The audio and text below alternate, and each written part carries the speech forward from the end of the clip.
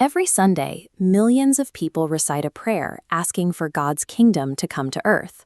But ask those same people what happens when they die, and they will tell you they expect to leave Earth behind and float away to a spiritual realm. Read the texts of first-century Judaism, and you will not find this idea of a great cosmic evacuation. The concept actually comes from Greek Platonism. Greek philosophers taught that the physical body was a temporary, flawed prison, and that a disembodied spiritual existence was our true final destination. Adopting that philosophy contradicts the core claim of the original biblical text, that the Creator intends to rescue and renew the physical world, not discard it. In the first century, the Greek philosopher Plutarch wrote extensively about how human souls originated in a heavenly sphere and are waiting to return there.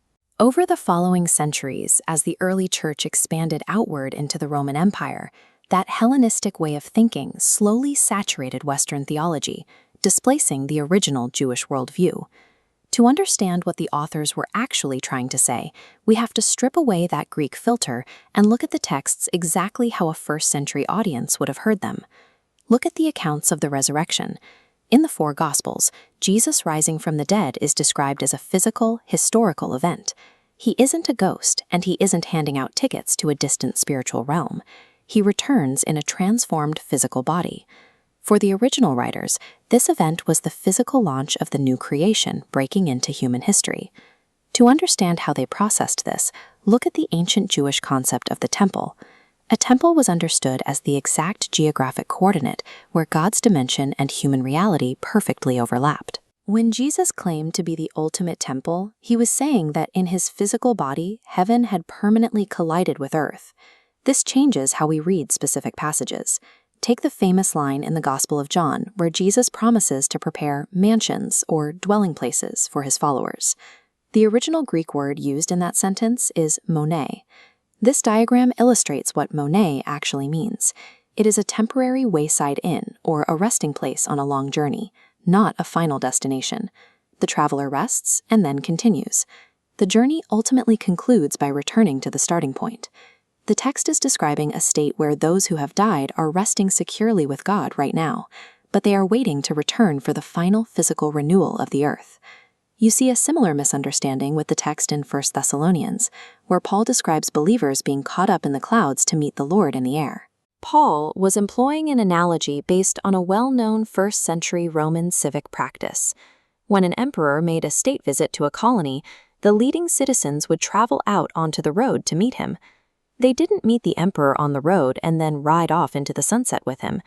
They formed a royal escort to proudly lead him back into their city. Applying that Roman custom to Paul's letter reveals the actual point he was making. Believers meeting Jesus in the air act as a royal escort, bringing the king back to his domain. The text describes the exact opposite of an evacuation. The king is returning to rule and heal the physical earth. The biblical authors saw the ultimate future state as a marriage of heaven and earth, where the physical world is entirely renewed and merged with God's space. This places a specific, immediate demand on the church. Rather than sitting passively in a waiting room until they die, believers are tasked with acting as a small, working model of this new creation right now. The text described the Holy Spirit residing within people, meaning human beings themselves are meant to function as points where heaven and earth overlap. That calling takes shape through practical actions, pursuing justice in a local community, creating lasting art, or forging unity across divided cultures. The work we do here and now isn't a meaningless distraction to endure. Those efforts are the active, physical first drafts of a renewed world.